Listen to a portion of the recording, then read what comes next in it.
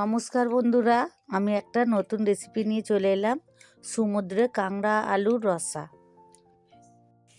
এই যে সমুদ্রের কাঁকড়া, এই যে নুন হলুদ ভালো করে ছাড়িয়ে নুন হলুদ মাখিয়ে রেখেছি। এই যে দেখুন, কাঁকড়াগুলো ভাজার জন্য কড়াতে আমি তেল দিয়ে দিলাম। তেলটা গরম হয়ে গেছে, এবার কাঁকড়াগুলো দিয়ে দিলাম।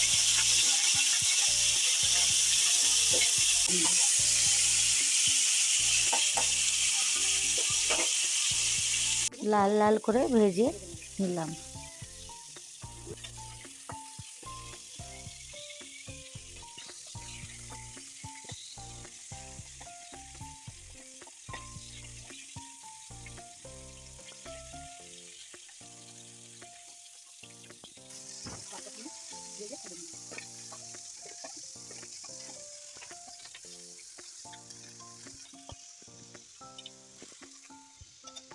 ওই তেলেতেই লবঙ্গ, এলাচ, দালচিনি আর একটা তেজপাতা দিয়ে দিলাম। এবারে দুটো পেঁয়াজ কেটে রেখেছিলাম, সেটাকে দিয়ে দিলাম। পেঁয়াজগুলো এবার হালকা লাল লাল করে ভেজে দিলাম। টমেটো কেটে রেখেছিলাম, সেগুলোকেও দিয়ে দিলাম।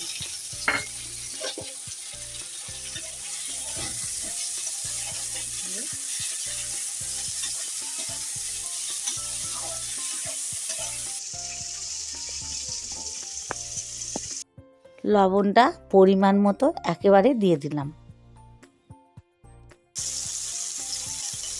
এবার আদা রসুন বাটা দিয়ে দেবো 2 চামচ।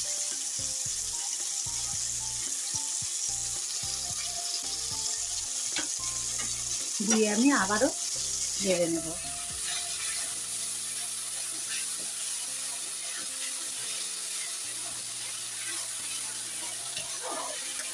রসুনের কাঁচা গন্ধটা চলে গেলে এবার আমি দিয়ে দেব হলুদ গুঁড়ো, লঙ্কার গুঁড়ো, জিরের গুঁড়ো।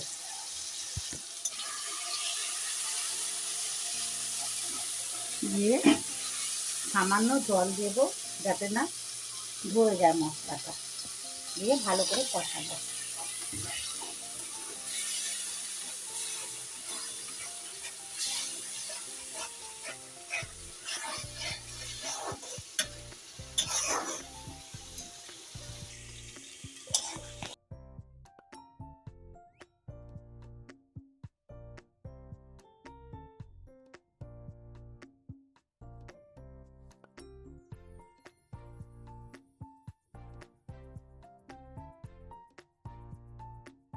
আলুগুলো দিয়ে দিলাম।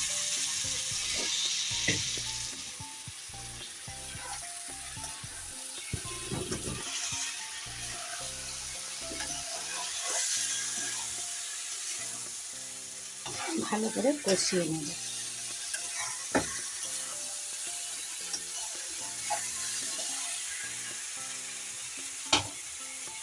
এবার কাঁকড়াগুলোকে দিয়ে দিলাম।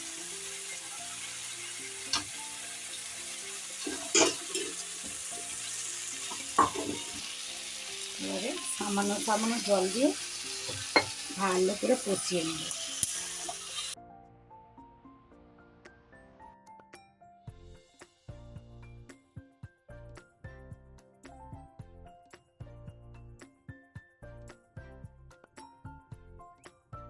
ঢাকাটা দিয়ে মাংসের মতো কষিয়ে নেব। ঢাকাটা আমি তুলে নিলাম। দেখুন, ভেতর থেকে তেলটা এই যে ছেড়ে গেছে। এটা আলুটা ভেজে করলেই সব থেকে ভালো হয়, তো আমার আজকে সময় নেই বলে তাড়াতাড়ি, সেই জন্য আমি আজকে আলুটা একটা সিটি মেরে দিয়েছিলাম।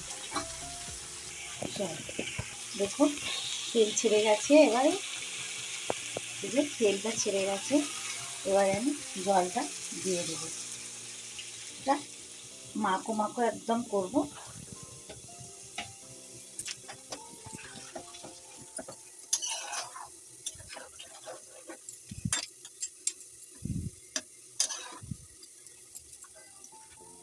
তাতে কাঁচা লঙ্কা দিয়ে দিলাম।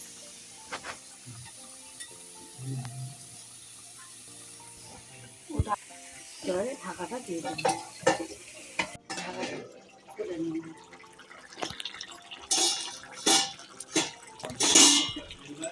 এবারে কেটে রাখা ধনে পাতাটা দিয়ে দিলাম।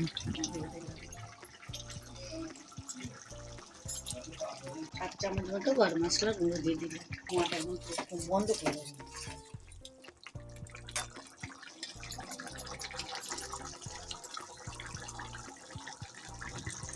গরম মশলার গুঁড়োটা দিয়ে একটু ফুটিয়ে নিয়েছি, দেখুন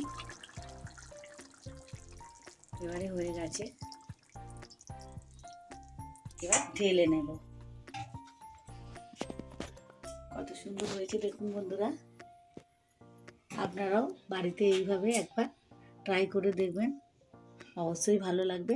আপনাদের যদি এই রেসিপিটা ভালো লেগে থাকে লাইক কমেন্ট শেয়ার করে দেবেন। নমস্কার।